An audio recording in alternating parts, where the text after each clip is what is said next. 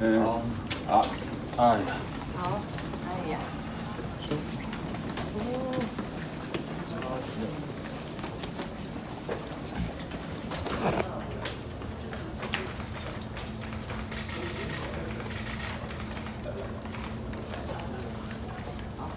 现在要离开的心情。其实还好因为其实这2个礼拜开始都是在忙一些其他的行程。那市政部分其实过去也努力了1年啊，那当然还有很多需要学习的地方，希望未来还有机会可以继续学习。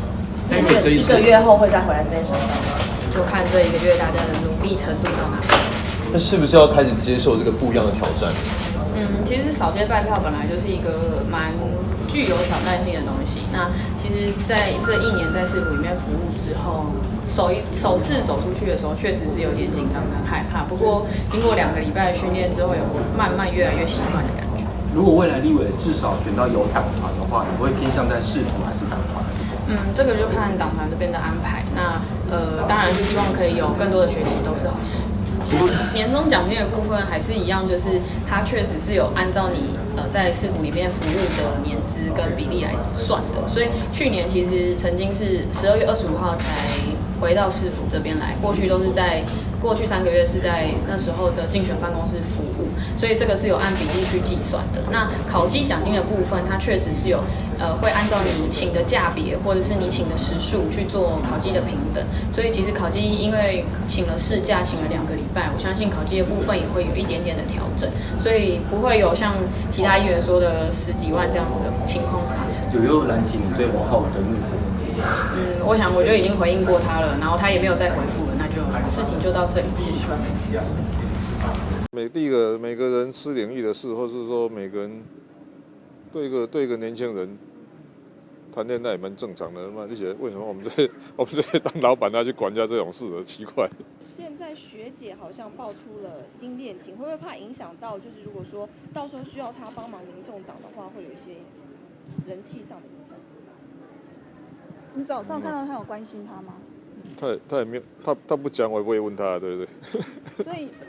所以早上还不知道有这件事情。没有，我知道了，我是后来我是在来的路上才知道，他早上还在报那个每日以前汇报的时候，他不露声色。市长，那你一个大家长的身份，你怎么看学姐谈恋爱？对我来讲他有准时上班，交代的工作有做完，其他的私事我怎么会去管人家的私事？可是现在比较有疑虑的是，好像学姐有点疑似是介入了一个3角恋情。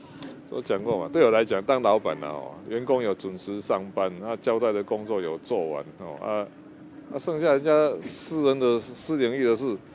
当老板现在不能问太多了，你不晓得现在老板不好当了。是那个，因为学姐她是市府的发言体系，那现在跟同条线的记者交往，会不会想说要把她的职位做调动？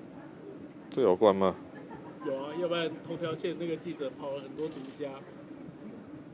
会吗？大家会怀疑说可能是学姐。对公司部分。对啊，公司部分啊。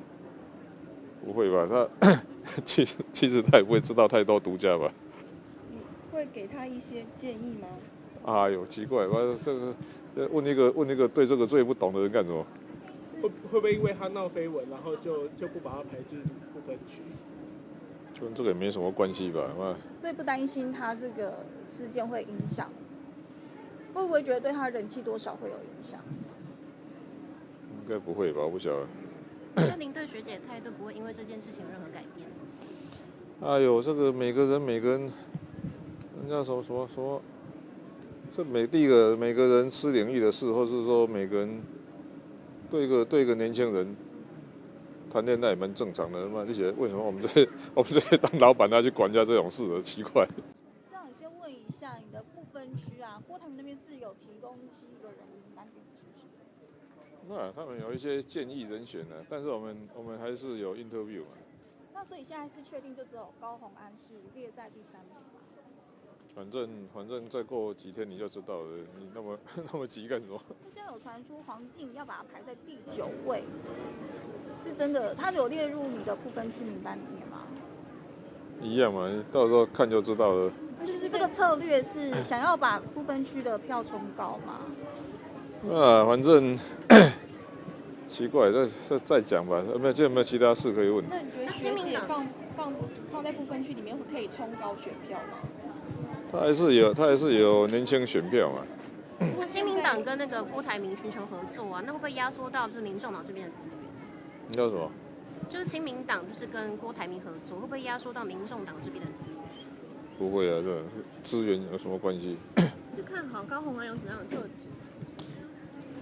那还是这种科技业的女性还是比较少见的。